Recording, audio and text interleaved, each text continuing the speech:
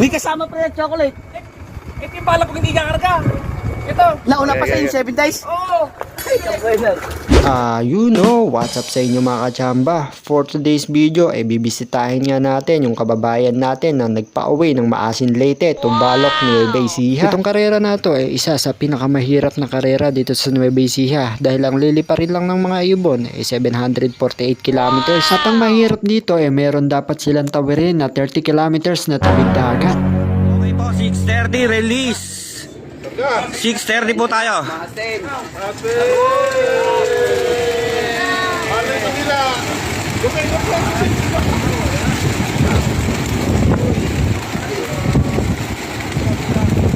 $6:30 po. February 15, 2025, nirelease nga yung mga ibon sa Maasin Leyte ng 6:30 ng umaga. Nung araw na yon, ni isa wala kang nag-clock dito sa Nueva Ecija. Pero kinabukasan bandang alas 9, dito na sila nagulantang at ito ang naging arrival ng unang ibon ni Sir Chris Puentes. May kasama pa yung chocolate. Ito yung balak kung hindi kakarga. Ito. Nauna pa sa yung 7 days. Oo. Suk. Ito ka ibon. Suk. Ito yung nangyari. Ito po. Bakit na, lumahan. Hinihiyaman ko atin eh. Ito yung balak kung hindi kakarga. Nakita ka lang ni Kaya Gary.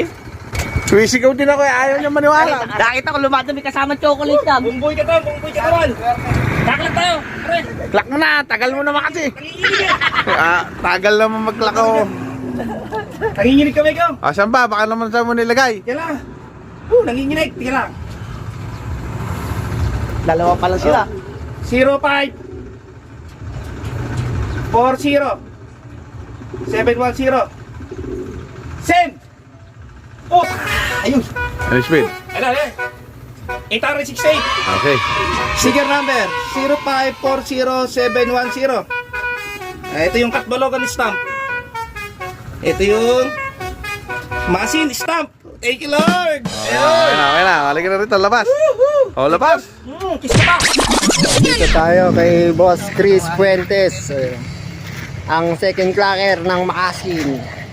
Asan ba boss yun? Grabe. Ano ito? Hand boss? Bossing. Stamp. Katbalogan stamp.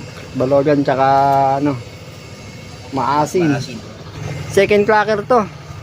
Ito yung sa CL yung binebenta nilang ring cover. Ayan para para safe. Mhm. 740 kilometers. 2 times tawid dagat. Yun, no? Lupit. Sana all. Ang kagandahan pa dyan, so hindi pa daw to ang paborito. Hindi pa to paborito. Ito yung ito yung hingalin. Oh, Hindi na sana ikakarga pero siya pa yung umuwi. yun. Grabe. Lupit ng ibon. Paborito kong apat na klase. Katbalogan. Wala no. Hindi mo. Gosilop TV. Buo na rin yung katawan, eh. Kalilipad lang na to ng kahapon, ano? Kalilipad ng kahapon pero buo na. Recovery. Oh. Bali anong linyada na to pwede mo natin? Okay. Stitchel bout saka Stitchel bout. Degas line. Ano hindi?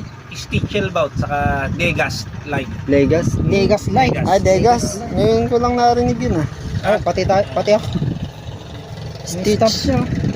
Stitch. Niya, ganda. Bali, isang clutch ko lang namin. Isang clutch lang. Nag-iisa lang to? Pearl eye, pre, ganda. Alam niyo ba mga kalapatids, itong ibon na to hindi na dapat ikakarga. Biruin nyo sa 6 na ibon na ginagayak para nga sa special race Maasin Leyte. Itong ibon na to ayaw na nga rumonda. Lagi siyang hinihingal at ilang ikot pa lang bumababa na.